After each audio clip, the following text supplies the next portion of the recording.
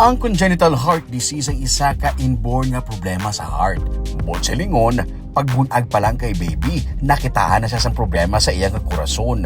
Pila sa mga examples ini, amo ginatawag naton nga buho sa heart, problema sa ugat o kung sa sulod sang korason.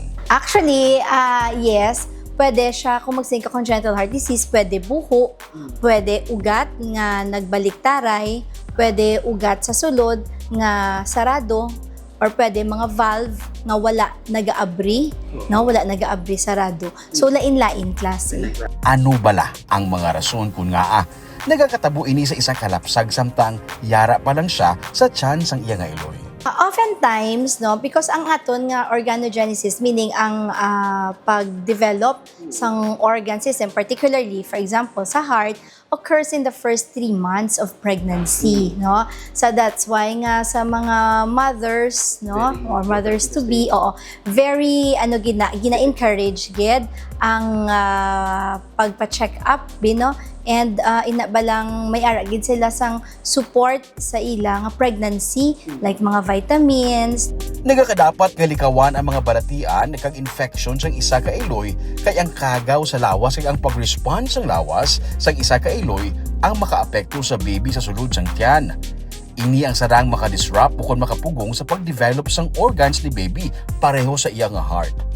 Pati ang bulong nga ginatake sang iloy nga hindi gali dapat pwede sa nagabusong o kung ang pagpa-x-ray ang pwede man magresulta sa sini nga kondisyon.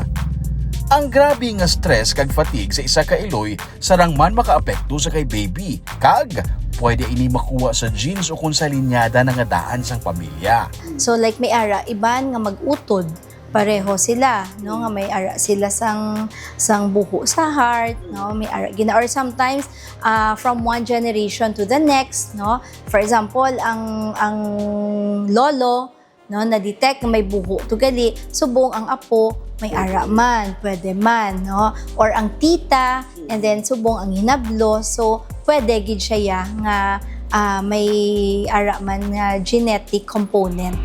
Ang exposure sang isa ka iloy sa pagpanigarilyo kung pag-inom sang alcohol sarang man makaapekto sa pag-develop sang organs ni baby.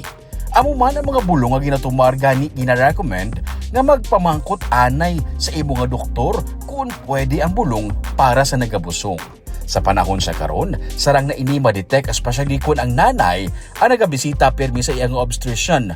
Diri na nagasulod ang importansya sang ultrasound nga available sa Riverside Medical Center. So sa ultrasound, pag makita sang OB nga naga-ultrasound, naga-conduct ultrasound, makita nila nga daw may something hindi gid insakto sa itsura sang heart, no. They refer to us sa pediatric cardiologist, no, para ma-further see kung may problema sa sulod through the fetal echocardiogram, which we do here man, no? Sa aton hospital, we have that. And then, so ginatanaw na namon, it's like 2D echo man, except nga ginatanaw taya ang heart sang baby while ara pa siya sa sulod, sang tiyan. Pagkabunag sang baby, gina 2D echo ini siya dason, kag ang 2D echo ang available man diri sa Riverside. Kung si baby mismo ang gina 2D echo, mas klaro ang image nga makuha sang sitwasyon sang iyang heart. Pinaagi sini, makita kung ano ang nagakadapat nga himuon para sa baby, kung bala may medications nga ihatag o kung base kinahanglan sang gilayon nga operasyon. So depende sa klase sang problem, no? So for example, ang common nga cyanotic congenital heart disease, meaning inabala naga-blue baby, which are seen at birth, is ang natawag namon nga transposition of the great arteries. So usually ang interventions ina ideally within the first 7 days of life, no. So ang gakatabo sinaabi ang iyang pulmonary artery kag ang iyang aorta, ang duwa ka great vessels, no, sa sulod sang heart baliktad. Nagbayluhanay ang ilang nga posisyon. So, ang circulation sang blood, so hindi naman siya insakto nga mas bluish discoloration ang baby nubo katama ang ilang oxygen. Gani nagakinahanglan inisang gilayon nga surgical correction. May iban man nga kaso sang congenital heart disease nga pwede operahan sa pagdako na sang baby.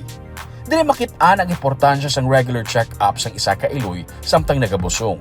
para mas temprano pa makita na nga daan kung may diferensya si baby para likaw sa mas malala nga sitwasyon. Kag ang paglikaw sa stress, bisyo kag ang gina-reseta nga mga vitamins para sa nanay, dako nga bulig sa maayo nga development sang baby. May mga pharmacy man mismo sa sulod sang Riverside kung vitamins o kung bulong man ang needed sang isa ka mommy. Kung ginahalungan si baby, importante man nga ginahalungan ang iloy. Kaya dapat ginapreparahan na pagbusong kag para man financially ready ang mag-asawa. Sa Riverside Medical Center, may packages para sa normal kag cesarean delivery. Ang normal delivery package nagasugod sa 16,000 pesos, samtang ang cesarean naman nagasugod sa 30,000 pesos. Pwede man makaamat-amat nga daan bayad nga hulugan para pag-abot sang adlaw sang delivery, mag-ana lang ang tanan para sa mag-asawa. For more inquiries, magtawag lang sa number sa inyong screen.